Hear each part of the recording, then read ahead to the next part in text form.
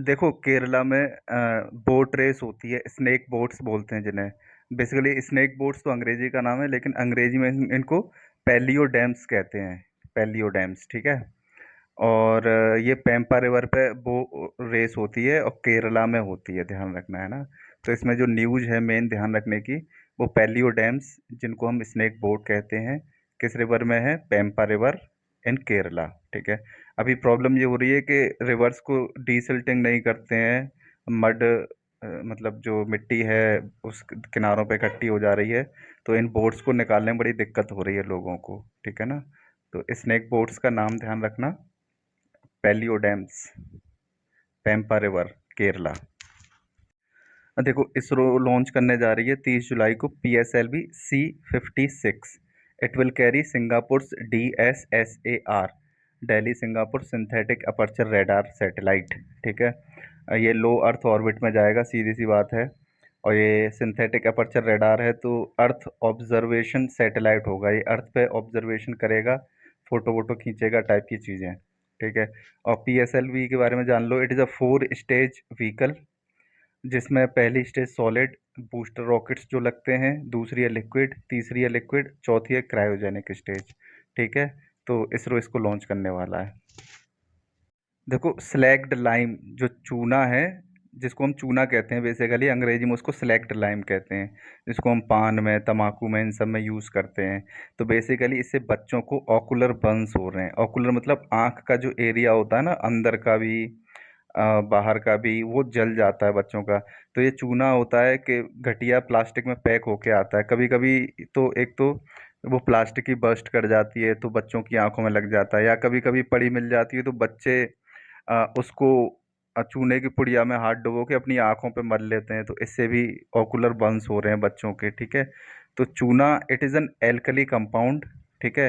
इसको हम सुन्नाम कहते हैं तेलुगु में, सुन्ना कहते हैं कन्नड़ा में, और तमिल में भी कुछ कहते हैं, ठीक है। तो ये चीज़ ध्यान रखना स्लैग्ड लाइम के बारे में, ये न्यूज़ में था। तो slagged line lime is a alkali compound, okay. सुन्नाम और सुन्ना के नाम से इसको पूछा जा सकता है, ये चीज़ भी ध्यान रखना, ठीक है। और ऑकुलर बर्न्स के बारे में पूछ सकते हैं। ऑकुलर बर्न्स क्या होते हैं? आँखों का जलना basically, that is ocular Burns, ठीक है। बड़े लोग तो आके अपने हाथों को मल के लगाएंगे नहीं, बच्चे ही होते हैं जो अपने आँखों में लगा लेते हैं, तो बच्चों में ज़्यादा देखा जा रहा है ये। तो इस पे पूरा पेज भर के एक आर्टिकल आया है आज के अखबार में, ठीक है, ध्यान रखना इसको।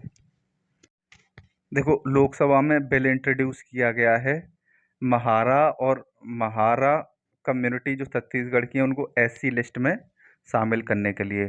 तो ministry of social justice and welfare ने इसको इंट्रोड्यूस किया है, ध्यान रखना।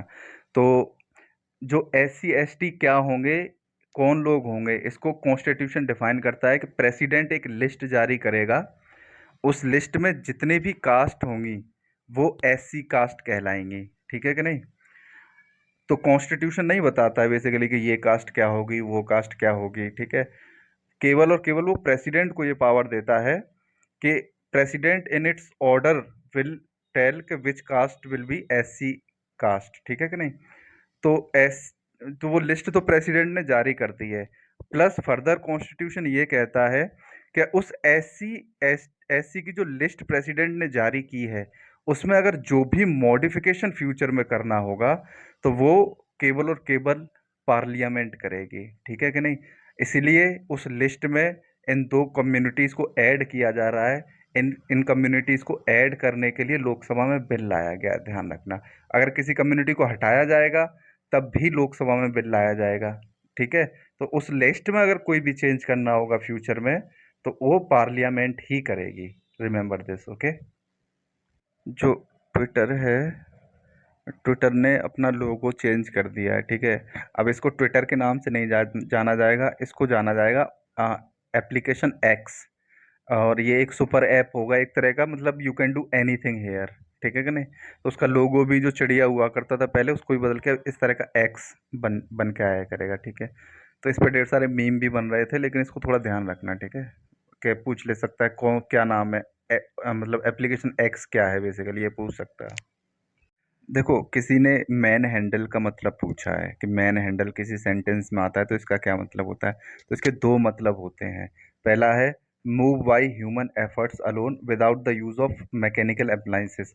मतलब किसी भी काम को आप कर रहे हो केवल और केवल हाथ से करो, अपने से, बिना किसी चीज़ की हेल्प लिए, तो उसको मैन हैंडल बोला जाता है।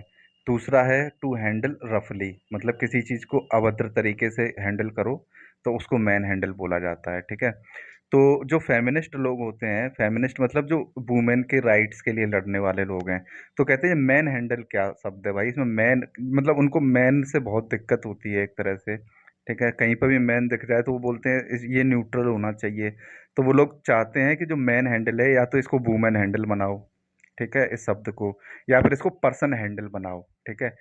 जैसे पहले के ज़माने में चेयरमैन, स्पोर्ट्समैन, प्रेसमैन हुआ करता था, तो उन्होंने लड़ लड़ के उनको sports person, press person, chair person, ठीक है, जो चेयरमैन में मैन था उसको हटा के पर्सन से रिप्लेस करवा दिया गया। तो कहीं पे भी चेयरमैन लिखा हो that is wrong, that will be known as chair person, sports person, press person. लेकिन कहीं पे अगर पोस्टमैन लिखा है तो उस शब्द में अभी पोस्ट पर्सन नहीं हुआ है, ध्यान रखना ये चीज़, पोस्टमैन अभी पोस्टमैन ही बना हुआ है, उसमें मैन ये लोग अभी चलने दे रहे हैं। ठीक है। तो ये थोड़ा सा ध्यान रखने की चीज़ है। तो मैन हैंडल का मतलब आपको समझ में आ गया होगा। कंट्रोवर्सी क्या चल रही है कि इसको वुमेन हैंडल बनाना है या पर्सन हैंडल बनाना है, ये भी तुम्हें समझ में आ गया होगा। कौन कौन से शब्द में चेंज हुए हैं वो भी समझ में आ गया होगा। Sports person, chair person, press person, लेकिन पोस्ट मैन में कोई चेंज नहीं हुआ है। ठीक है। तो ये चीज़ ध्यान रखना। ओके। तो ये एक एरर वगैरह में आ जाते हैं कभी कभी पूछने के लिए, है ना, एस एस सी सी जी एल टाइप के उसमें। तो remember this. And guys, subscribe and like and share. Okay, thank you.